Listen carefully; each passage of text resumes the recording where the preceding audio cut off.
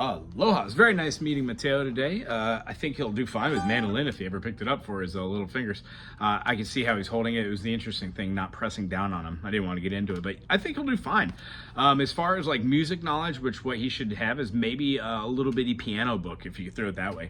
I find those Alfred methods and stuff are the easiest way to just read through it and thumb through it. I'm sure if it's just lying around the house, eventually he will. Anywho, as far as the awesomeness of G major, we know that G major, we can do half steps into the notes we have.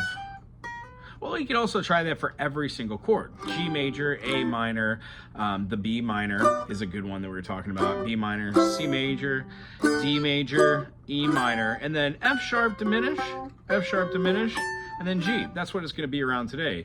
G major, flip these two, and then layer down. Move these three over, put down the pinky, go back to the G. I like to slide it, and then I switch fingers.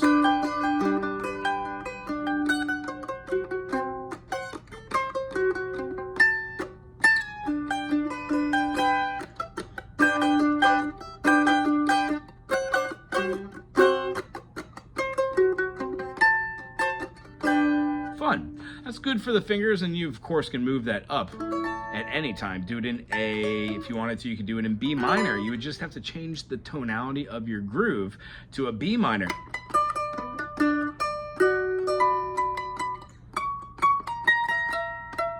Then it would have a diminished. Anyway, we could get into that at a different time. As far as the rhythms for this, you can do pretty much anything you want to with the division of these, but I always say probably keep it with 1, 2, 3, 4, 5, 6, 1, 2, 3, 4, 5, 6, 2, 3, 4, 5, 6, 1, 2, 3, 4. And very simply, we're doing G to D,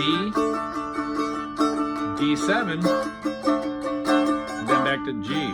It's not too overcomplicated, but you're making something which is super simple. Look, pretty cool. Hope this is a good session.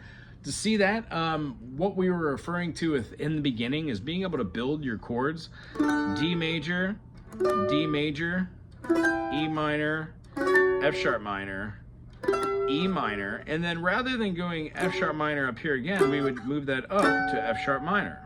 Well, if we did a D major, an E minor, F sharp minor, our next chord would be this, right? Our G. So what we want to do is start seeing these notes for outside the box of just underneath the 5th fret. Great way to do that is to see that a D can go to an E minor, F minor. We can play an E minor here, and then we could go up and play a G here, right? Our next one is going to have a major here, but we can also take the next one, which we would have scooted up and moved this down to a minor, right? So if we had a G, A, B minor, that's where this B minor fits in. Rather than just having this B minor be part of your D major, E minor, F sharp minor, G major, A major, B minor. If you're staying below the 7th fret, sure you can do that. But what if you're moving past the 5th fret? You wouldn't want to be playing something up here and then jump back to your B minor, or jump all the way back. That's reserved for runs. When you know that the notes of B minor are, and you could also do up to your B minor that you're used to.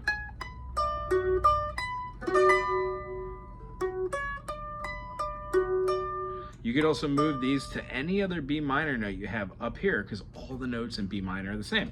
They're the same as D. You just have those two pesky sharps. Anywho, I think that's a good explanation there. If it's not, ask me next week and we'll re-go over that. Anywho, it's good seeing you. Aloha.